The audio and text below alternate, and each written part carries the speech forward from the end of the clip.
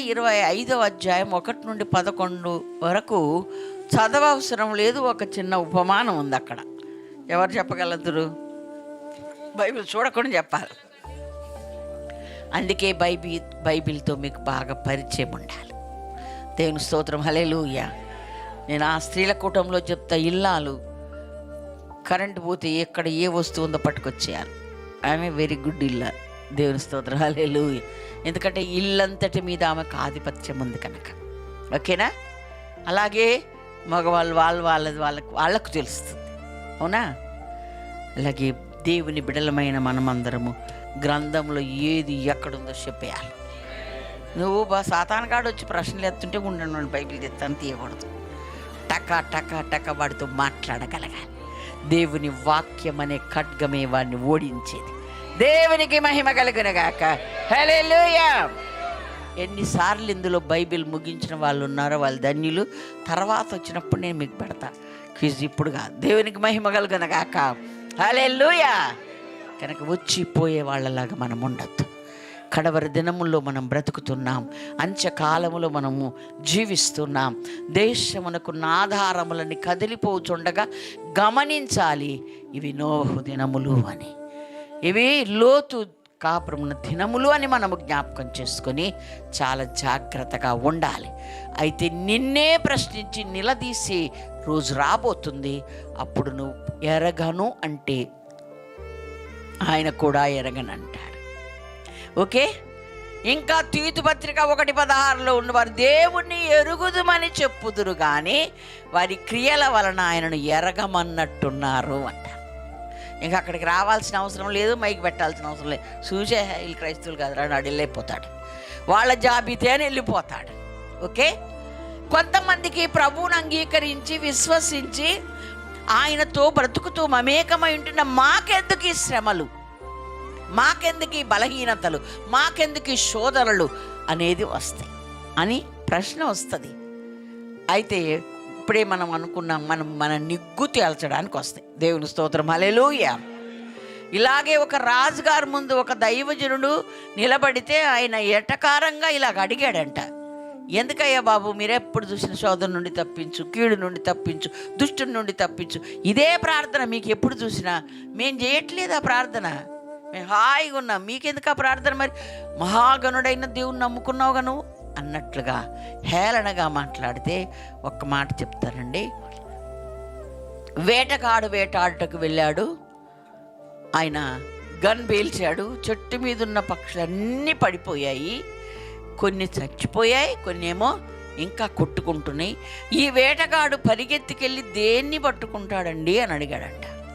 అంటే కొట్టుకుంటున్నానే పట్టుకుంటాడు. కరెక్టే కదా, మీరు కరెక్టే చెప్పారు.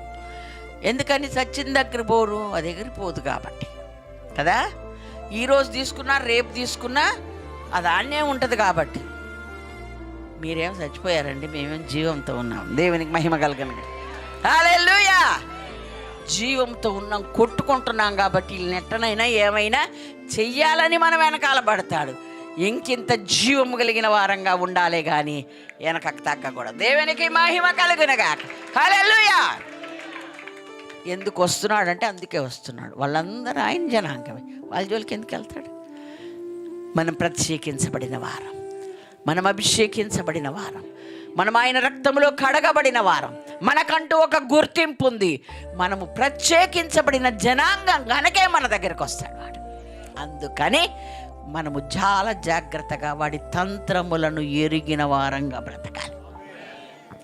ఏ రూపంగానైనా ఆయన ఎవరో నాకు తెలియదు అని అనేలాగా వాడు ప్రశ్నలు వేస్తాడు. ఎన్ని ప్రశ్నలు వేసినా ఆయనే నా దేవుడు, ఆయనే నా రక్షకుడని మనుషులందరి ఎదుట ఒప్పుకునేలాగా మనం బ్రతకాలి. దేవునికి మహిమ కలుగునుగాక. హల్లెలూయా. చాలామంది రహస్య భక్తి చేసేవాళ్ళు ఉన్నారు.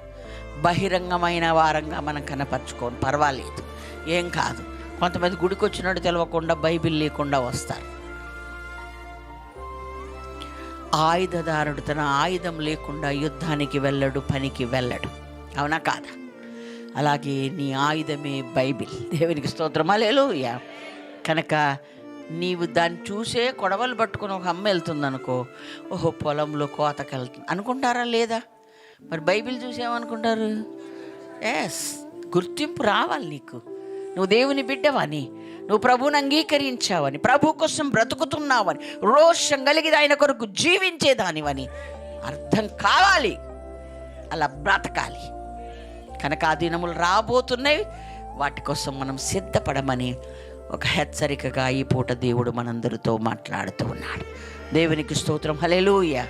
ఎరుగును అంటే ఎరుగును అని ఆయన కూడా అంటాడు, నువ్వెరగనంటే ఆయన కూడా ఎరగను అంటాడని స్పష్టంగా మనము నేర్చుకున్నాం. అంతగా సిద్ధపడి కన్యకలుగా అన్నీ సమకూర్చుకొని చిన్న అవివేకము, చిన్న నిర్లక్ష్యము, చిన్న పర్వాలేదులే అన్న ఆ పరిస్థితి ఏమన్నాడండి? నిన్ను ఎన్నడూ ఎరగనన్నాడు. తలుపు వేసిన తర్వాత వచ్చిన వాళ్ళని ఏమన్నాడు? అసలు మీరెవరో, అలా ఎందుకు చేశారమ్మా, అలా చేయకుండా ఉండాల్సింది కదా, అవన్నీ ఇప్పుడు చెప్తాడు దేవుడు, అప్పుడు చెప్పడు. దేవుని స్తోత్రం. హల్లెలూయా. అప్పుడు ఒకే ఒక మాట మన చెవిలో వినబడుతుంది, నిన్నెన్నడు నేను. దేవునికి స్తోత్రం. హల్లెలూయా, హల్లెలూయా.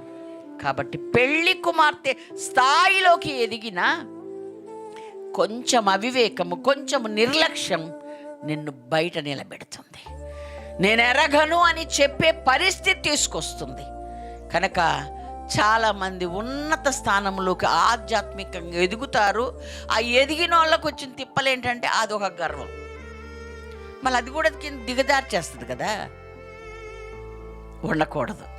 నాకంటే పోటీ వాక్యం చదవడం, పాట పాడడం, చెప్పడం, కంటత ఏం చెప్పినా నాకంటే ఎవరు లేరు అన్నది రావద్దు. దేవుని స్తోత్రం. హల్లెలూయా, హల్లెలూయా.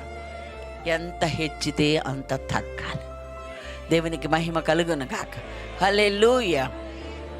కాబట్టి తగ్గిస్తేనే హెచ్చించబడతామన్నాం. ఎప్పటికప్పుడు ఇంకా తగ్గించిన కొద్దీ ఆయన ఎంత తగ్గించుకున్నాడో అందుకే సమస్తం మీద ఆయనగా హెచ్చించబడిన వాడుగా ఉన్నాడు. దేవునికి మహిమ కలుగును గాక. హల్లెలూయా. ఆయన ఖాళీ అయిపోయాడు. ఒక మాటలో చెప్పాలంటే రిక్తుడయ్యాడు అని రాయబడి ఉంది. అలా ఖాళీ అయిపోతేనే ఆయన అన్నిటికీ పైన ఉన్నాడు. దేవునికి స్తోత్రం. హల్లెలూయా. మన తెలివి, మన జ్ఞానం, మన విద్య, మనది మన మన నేను నేను పోవాలంతే. అప్పుడే మనము హెచ్చించబడతాం. దేవునికి స్తోత్రం. హల్లెలూయా.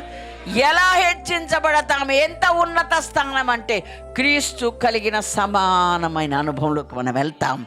అందుకే ఆయన అన్నాడు, నాతో పాటు మీరు కూడా ఏలుతారు అన్నాడు. దేవునికి మహిమ కలుగును గాక.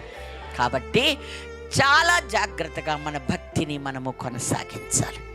ఏం మాట్లాడుతున్నాం, ఏం ప్రవర్తిస్తున్నాం, ఏం ఆలోచిస్తున్నాం, ఎలా ఉన్నామని ఎవరికి వారమే ఎప్పటికప్పుడు పరిశీలించుకొని పరీక్షించుకోమని దేవుడు మనందరితో మాట్లాడుతూ ఉన్నాడు. దేవునికి స్తోత్రం. హల్లెలూయా.